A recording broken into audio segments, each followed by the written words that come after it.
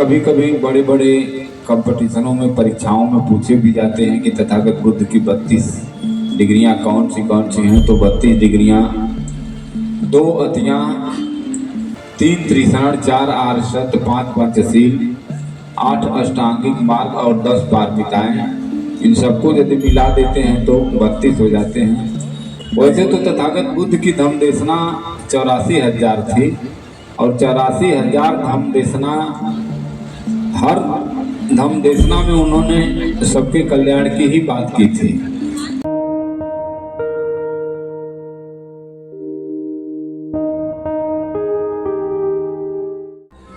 सबसे पहले दुनिया को मानवता का संदेश देने वाले विश्व गुरु तथागत बुद्ध और उनके विचारों को सुदूर देशों तक पहुंचाने वाले विश्व विजयी सम्राट अशोक महान और स्त्री शूद्रोनाथ यताम के काले कानून को तोड़कर समस्त 90% जो हम लोग बैकवर्ड और SC/ST कहे जाते हैं सबको शिक्षा देने वाले और समस्त नारियों की शिक्षा की प्रणेता राष्ट्रमाता सावित्रीबाई फूले तथा इन महापुरुषों के विचारों को भारतीय संविधान में लिखकर अमल कर देने वाले विश्व रत्न बाबा साहब, सिंबल ऑफ नॉलेज, विश्व रत्न बाबा साहब, इन सभी महापुरुषों को नमन बंदन अभिनंदन करते हुए मैं,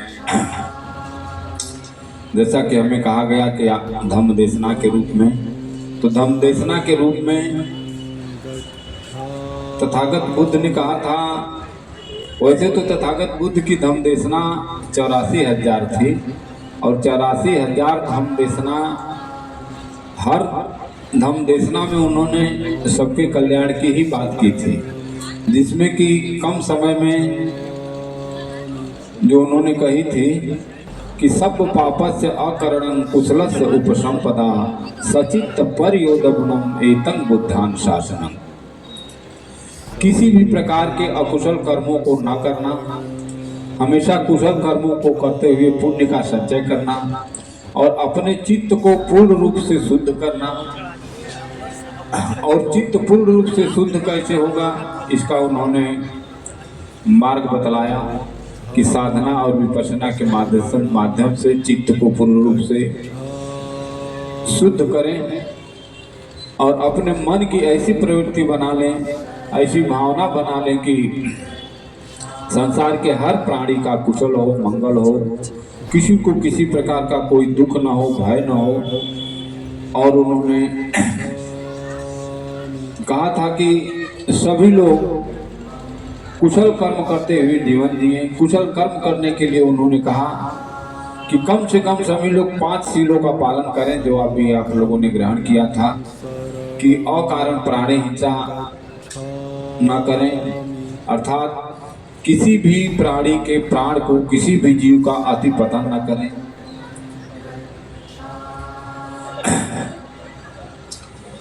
तो जैसा कि आप लोगों ने शुरू में ही आप लोगों ने त्रिसरण पंचशील ग्रहण किया और सबसे पहले आप लोगों ने ऐसे महापुरुष को नमन बंदन किया जो आज तक पूरी दुनिया में अद्वितीय हैं। तथागत बुद्ध जैसा विद्वान आज तक पूरी दुनिया में हुआ ही नहीं। ऐसे महापुरुष को आप लोगों ने नमन किया, वंदन किया। और जो अरहत हैं, सम्मा संबुद्ध हैं, सम्मा संबुद्ध की 32 डिग्रियां होती हैं। वो 32 डिग्रियां कभी कभी बड़े बड़े कंपटीशनों में, परीक्षाओं में पूछे भी जाते हैं कि तथागत बुद्ध की 32 डिग्रियां कौन सी हैं। तो 32 डिग्रियां 2 अतियां, 3 त्रिसरण, 4 आर्षद, 5 पंचशील, 8 अष्टांगिक मार्ग और 10 पारमिताएं, इन सबको यदि मिला देते हैं तो 32 हो जाते हैं। और इन्हीं 32 सूत्रों के प्रतीक में सम्राट अशोक ने जब बुद्ध धम्म अंगीकार किया तो उन्होंने धम्म चक्र बनवाया, जो आज भी सारनाथ के संग्रहालय में आप सभी लोग देख सकते हैं। ऐसे महापुरुष को आप सभी लोगों ने नमन बंदन किया। फिर आप सभी लोगों ने कहा बुद्धं शरणं गच्छामि, अर्थात ज्ञान बुद्धि विवेक के शरण में जाते हैं। ऐसा आप लोग ना समझे कि तथागत बुद्ध ने कहा था कि माने सब काम धाम छोड़ करके आकर के हमारी पूजा पाठ करो। उन्होंने कहा कि बुद्धि की शरण में जाओ, ज्ञान की शरण में जाओ। बुद्ध जो है डिग्री का नाम है, बुद्ध। उनका व्यक्तिगत नाम सिद्धार्थ था, और लोगों की तरह अगर उनको बुलाना होता तो कह देते कि सिद्धार्थम शरणं गच्छामि, लेकिन उन्होंने कहा कि बुद्धं शरणं गच्छामि, जिसको कि बाबा साहब ने कहा कि शिक्षित बनो, शिक्षित करो। आगे धम्मं शरणं गच्छामि यानी प्रकृति के साथ आत्मसात करते हुए जीवन जिए, जिसमें कि मुख्य रूप से जो है साधना व्यायाम करते हुए विपश्यना मेडिटेशन करें, तब आपका जीवन सुखी होगा। इसके बाद जो है संघं शरणं गच्छामि, जो अच्छे लोगों का संघ है, ऐसे संघ में जो अच्छे लोग जो शील सदाचार का पालन करने वाला हो, संघ विपश्यना मेडिटेशन करने वाले हों, ऐसे लोगों के संग में खुद रहें और अपने बच्चों को रहने के लिए प्रेरित करें। इसके बाद आप सभी लोगों ने 5 सील ग्रहण किया जो तथागत बुद्ध ने बताया था, और इन्हीं तीसरा और पंचशील को बाबा साहब ने अशोक धम्म विजयदशमी के दिन 1956 को उन्होंने नागपुर की धरती पर लगभग 10 लाख लोगों के साथ ग्रहण किया था, जिसे आज आप लोगों ने अपने मुख से ग्रहण किया, सीखा। तो 5 सील क्या है? पाणातिपाता वैरमणि सिक्खापदं समादयामि, अदिन्न दाना वैरमणि सिक्खापदं समादयामि, मिच्छाचार सिक्खापदं समादयामि। इसके बाद मूसावादा वैरमणि सिक्खापदं समादयामि, सूरा मेरे मध्य प्रमाद ठाना वैरमणि सिक्खापदं समादयामि। पहला सील का मतलब क्या होता है कि आप किसी भी प्राणी का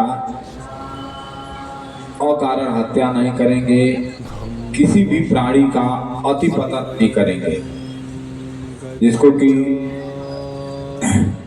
यानी किसी के प्राण का अतिपतन नहीं करना है कि वह समाप्त ही हो जाए।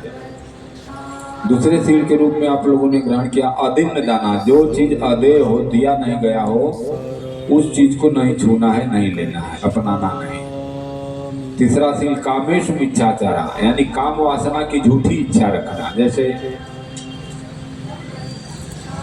पति पत्नी का रिश्ता जहाँ बन जाता है, शादी संबंध हो जाता है, उसके अलावा काम वासना की झूठी इच्छा अन्य जगह रखना, ये झूठी अपराध नहीं रखना चाहिए।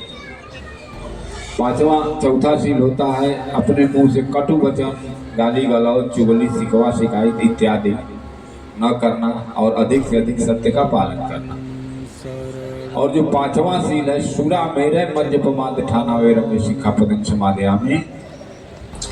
देखिए वैसे तो हर सील बहुत ही महत्व है, लेकिन चौथा जो सील है विशेष रूप से समाज के लोग, विशेष रूप से युवा वर्ग जो है इसका ध्यान नहीं दे रहा है, नशा कर रहा है बहुत ज्यादा, गुटखा, सिगरेट, पान, इसके बाद शराब।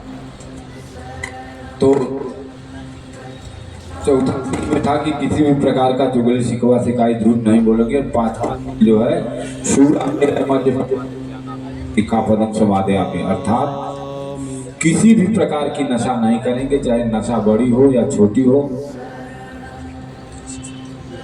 धर्म उपासक उपासिकाओं, जैसे नशा आप अपने पैसे से करते हैं, अपने संपत्ति से करते हैं, लेकिन नशा करके आपकी चेतना जब समाप्त हो जाती है तो वही नशा का उल्टा कर जाते हैं तो शान हो जाता है, और वह जब वहीं आप नशा करते हैं तो आपका शान चला जाता है, मान सम्मान चला जाता है, अर्थात धन संपत्ति भी जाता है और मान सम्मान भी जाता है। इस बात को तथागत ने कहा था कि किसी भी प्रकार की नशा न करें, चाहे नशा छोटी हो या बड़ी हो। इस प्रकार से उन्होंने 5 सील बताया। लेकिन बाबा साहब धम्म दीक्षा लेने के बाद उन्होंने इधर उधर घूम करके धम्म का प्रचार प्रसार किया जितने दिन तक रहे, लेकिन मेहनत के अनुसार रिजल्ट नहीं आने के कारण उन्होंने लोगों का मनो अध्ययन किया, सबके मन को उन्होंने भापा, अनुमान लगाया कि आखिरकार क्यों नहीं लोग समझ रहे हैं। तो उन्होंने पाया कि समाज के लोगों को क्या रोग है और इसकी क्या दवा है। तो बाबा साहब ने 22 सील दिया, 22 प्रतिज्ञाएं दी और कहा कि जो भी उपासक या उपासिका इन 22 प्रतिज्ञाओं को जान करके मानेंगे, पालन करेंगे, निश्चित रूप से उनका जीवन सुखी होगा बस साहस और हिम्मत की जरूरत है। आप अपने मन से भाग्य, भगवान, भय ये सब निकाल दीजिए। आत्मा परमात्मा निश्चित रूप से जो है आपका जीवन सुखी होगा।